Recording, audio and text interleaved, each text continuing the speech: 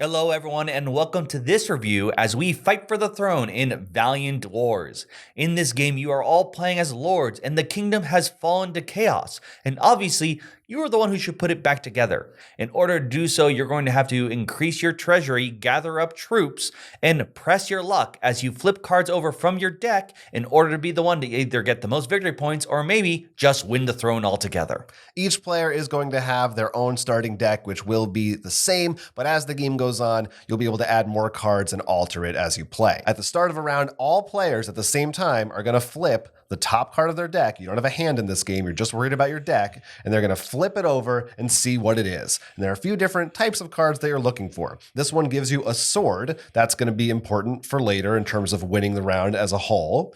And then after a card, you get to decide if you want to keep going or if you want to stop. And every player can make a different decision, so some players might be still flipping while others are out of the round. We'll get to why you might want to stop early in a second, but if you kept going, maybe you might get some gold. You'll be able to spend that on cards later on. You might also, though, get a dark omen, and these are the bad things. If you ever have two dark omen symbols showing, then you go bust, you're out of the round. So if this happened, you would lose everything you played previously. So even though technically you have one sword and 3 coins, these also have a gold coin on them. You don't get any of that, you're done, you're finished. So it's up to you to decide how far you're willing to go for what you need versus the other players. After all players have either gone out or have stopped, you're going to enter the buying phase. Starting with the first player who stopped, they'll get a chance to make 2 purchases. Now you can either purchase from the lineup or these 2 piles here are always the same. The soldier art does vary, but the same thing, they provide 1 sword. The soldiers are 0, the treasures are 1. These cards, once bought, would be going into your deck and are immediately replaced. You can only make 2 purchases, but you can always make 2, so you could get 2 soldiers for 0 if you never got any gold. Now, in most deck building games, they'd go in your discard pile. In this, actually, once everything is done, you're going to gather up all the cards you played and bought and reshuffle them. There is never cards going in your discard pile, redrawing your hand then. You're always resetting your deck, so there really isn't too much you have to worry about there. Now, after everyone's made their purchases, you're then going to see who has the most swords. One player who must have the most swords that are also positive will get the location card down here. The location card not only provides victory points, but also is a card added in their deck that tends to slow them down. Depending on player count, you're going to have a certain victory goal threshold, such as 12 or maybe 8, as well as the number of location cards here. If there's a tie, no one wins it. You're going to keep going until someone hits that victory point threshold. The locations, of course, have a variety of different values and abilities to keep an eye out for. But if in any case you don't hit it by the end, there's the throne. It doesn't matter how many victory points you win. Whoever wins the throne wins it all. Yeah, so if you're too slow or you're keeping each other in check too well, it comes down to just that final battle, which is probably a rarer occurrence. I think usually you're going to win by points, but it could depend on your play group and how many players you have. Of course, the cards you buy will have plenty of fun abilities. They, of course, usually tend to add swords, these champions, but they'll do things such as when this is played right away, they do abilities that usually mess your opponent, maybe force them to draw cards. There's also ways to make sure you don't get targeted, get more swords depending on what you play, so on and so forth. They do have different classes as well, so keep in mind that they may affect themselves or get stronger or weaker depending on what you've already played. Yeah, if you've played other deck building games, probably understand pretty well how that sort of thing works. For the most part, the abilities are pretty straightforward. There's not a lot of keywords you got to learn or anything, and you are definitely keeping an eye out for the swords are the big thing. Usually, if you want gold, you got to go for the treasure. The standard cards you can buy here are going to concentrate on swords, and also if you get too many points, you are going to get more of those dark omens in your deck as well. Yes, every 3 points you earn, you get another dark omen in addition. So the game definitely has a catch-up mechanic in which, like, if you get those, you're going to probably hit those, or in maybe a cursed case, get that one early on. That -5 swords can hurt a lot when that flips. Yeah, it's like you can come up with that, and then you got to decide, like, oh, do I just keep flipping and hope I can make up for that? You know, there are some cards that maybe will help. Like there's a card that gives you swords for your locations to sort of try to balance that. But yeah, there's definitely a very obviously built in, as you said, catch-up mechanic, or kind of like a slow down mechanic that whoever is doing the best is going to start falling. They should have worse luck. Yeah, it'll level out. I want to focus on, if you've ever played Deckbuilder, Two of the core mechanics in a deck builder are drawing and thinning out your deck. You want to get rid of those weaker cards. It's something I complain about when a poorly constructed deck builder doesn't give enough of those abilities. In this bypasses both of those. Everyone's only drawing, and because there isn't the hand size, you're just flipping and you're just worried about not getting dark omens. There is no watering down your deck. If anything, that's exactly what you want to do. Every soldier you add is good. It just means another free sword. Yeah. You never have to worry about like, oh, is this going to hurt my deck at all, which is very nice. That said, you are at the whims of your deck. There are really only literally 2 cards in this base game. There's some expansions that will maybe predict or let you get rid of an omen. So you could flip that out even on that last round for the throne. Yeah, there is a weird edge case where if a Dark Omen is your first card, you flip another one immediately on the same turn. And if you happen to draw another Dark Omen, they cover each other up. And theoretically, that makes it safer for you to go through your deck. Early on, that could happen because you have fewer cards in your deck, but it's probably going to be pretty rare, especially as the game goes on. You do start with 3 of these in your deck, so you'll know the odds that you have. Says the man who actually did that. At one time, I drew all 3 to start, and then I just got to go through my whole deck. Felt pretty good. It was amazing to watch because we haven't seen it. But that's the core game. It's really a weird take on deck building by adding that push your luck element, which I do enjoy a lot of because, many times if you played a deck builder, sometimes there can come a point where you feel like, I don't want to buy anything. It's not great for me, and it just feels bad when I get money. And this, you're like, you know what? Sure, I'll buy it. Mm-hmm. But there are some, at least for me, some stress points. One, and this is a very obvious one, it's just you're shuffling a lot more. You reset your deck each time. We don't have this sleeved right now because I just wanted to show off and experience it. And the card quality has been decent enough. I don't think it's been compared to some other games when we can notice like crinkling and scruffling right away. But afterwards, I am sleeving this. Yeah, you are shuffling this, as you said, every single turn. And, you want to shuffle it well. So there's definitely going to be wear on the cards if you plan to play this somewhat frequently. And games can go quick, so you could go through a few games in a night, and it'll add up. The other thing is in other games, when you go bust or go out, there might be a way of like a secondary prize, like you might get maybe one of the weaker cards. In this, there is nothing. And that tends to be something I'm not as big of a fan of, especially in this case, the lower player count. I feel like it becomes a bit more, the other player gets a good advantage of like, oh, I'll just buy a bunch of stuff and that makes my deck better because all buyings are good.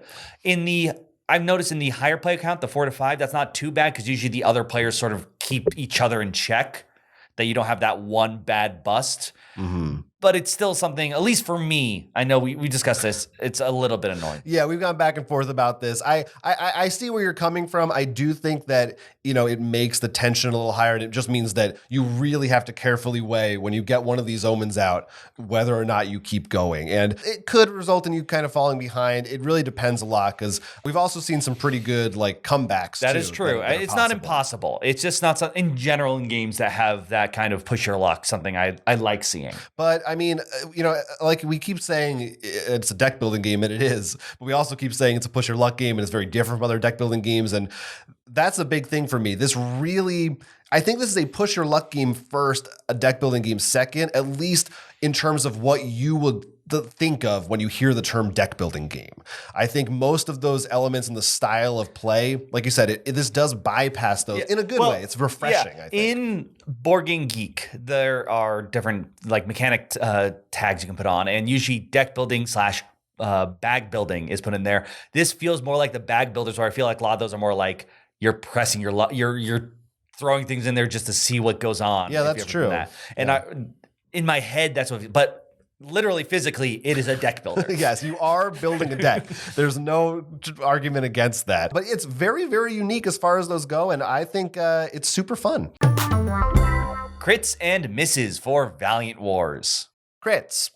An emphasis on the push your luck mechanic and the fact that you really want to make your deck as big as possible without worrying about thinning it out make this a unique experience compared to most other deck building games. I have played plenty of deck building games and love the fact that almost every purchase will always be good. You will never feel guilty about adding to your deck. But at the same time, the push your luck has just the right amount of stress and intrigue that will make things hilarious when someone does or doesn't flip over that one extra card. As you gain more points, you will also gain negative cards that are added to your deck, keeping the game pretty well balanced, as the players who are having a harder time winning the rounds will have a better, more streamlined deck potentially in order to catch up. The additional Dark Omens you get, as well as the negative benefits on location cards, are a great catch-up mechanic. We've always felt like most people still have a chance to win, whether it's get points at the end of the game because their deck's better, or maybe just hold off the other people until the throne card is revealed. Misses. It's a push your luck game, which means luck is a major component. Now, other games may have ways to reward you if you have just a bad turn, but this really has nothing to give you should you go out. It is somewhat of a bad feeling, especially if the other player or players at the table tend to have a good turn that round. The stakes are high and the pressure is on because getting 2 Dark Omens means that your entire turn was wasted. So you really have to be careful about it. And if you are already a little bit behind the other players, having that happen to you can really hurt your chances. You will be shuffling your deck every single round. That means these cards are going to get worn out really quickly. This does mean that I think you have to consider when buying this game, you're buying some sleeves as well right away. This isn't something that I think is inherently a flaw of the game. It is kind of the nature of the beast, but the way it is designed, if you plan on playing it multiple times, you're definitely going to want to take care of these cards because they will get marked up pretty quickly. My only other nitpick with Valiant Wars is I do think the art style and the fantasy theme are a little generic, and partially why that's kind of a sticking point for me is because I think if this had some kind of a theme that was more broadly appealing, this really I think could be like a big mass audience game. It's one of these games that has a very simple, approachable, easy to learn style to it. I think everyone gets that push your luck thing. It's like blackjack or whatever. And yeah, I think this is a game that a lot of people really could get into. I will say for me that for you that draws you in. The anime art style for gamers that draws people in, but you know, I feel like this could be like on a shelf at Walmart. True. I think I absolutely get it. And I think it still could be. I don't think it's as niche as it was used to be before, but I can also see how it's not like, you know, it is something that can turn people off. I will say I do enjoy it. In particular, the thing I want to just point out, it's like a small thing again. I love the soldiers, your basic units. You know, we've played any deck builder where there's alternate, where there's their basic card, have alternate arts. Like the DC deck building game, I love giving the punches to different people. This literally the faces change. I like these two personally because they look like Fallout characters. Is that what they look like? Oh, like their eyes, like the little boy. Yeah, there's some fun stuff in there. It's not. Certainly don't want to say that like the art is bad or anything like that. Yes. But it's more. It's more of a style, not like bad art. It's a style that doesn't work for everybody. We did get a chance to mess around with one expansion. Not too much to add, but I mean, I think you could agree with me. This also has the potential for more expansions. You could see how the groups play off each other. In particular, I will say I think they're clerics is what they're called. This symbol, Mystics. Thank you. They definitely have, I think, the most of like build up on them. They will do something. Yeah, there's not like a ton of synergy stuff compared to other deck building games, which I think makes sense because it is a lot harder to know what you're going to get. But there is some of that stuff in there that is fun when you can manage to pull off those combos. Yeah, it's a really solid, fun game. And because it's one of those games that's so small and like... Well, I was going to say, one of the great things about it compared to other deck building games now, I'll just move my head. There's the box. Yeah, like... So much easier to carry to game night. And instead of like, how about that legendary? Yeah, right. You don't need to truck around expansions. Like, it's easy to recommend because it's so easy to learn. It's a small thing, so it's not like you have to be like, oh, it's going to be kind of expensive or whatever. If you see a copy of this and that style of push your luck appeals to you, again, I would say more like go for this if you're a push your luck gamer more than if you're the hardcore deck builder. I would actually argue if you are, this is one to get because I cannot think of a game on your shelf where you're like, I'm just buying another version of that. This does enough things differently where it's going to be the kind of thing that could spice up your night if you only have deck builders. I mean, I'd hope you go beyond that. It depends on what you like about deck builders. That is true. If you're the kind of person who likes deck building to make sure there's actually no luck involved, like you you make your deck perfect every time, you may not like this. But personally, for me, as someone who likes deck builders, this was really fun, breath of fresh air. Took some of the things that you're used to in deck building, being like, you don't need to worry about that, in a simple way that could easily hit the table. Yeah. Really good game. Let us know if you have played it at home. Let us know in the comments what you think. Maybe you've played with an expansion, different player counts, any thoughts that you have. You can leave them in the comments section right down below. We'll read them. Until then, I'm Will. I'm Jonathan. And this has been a Roll for Crit review.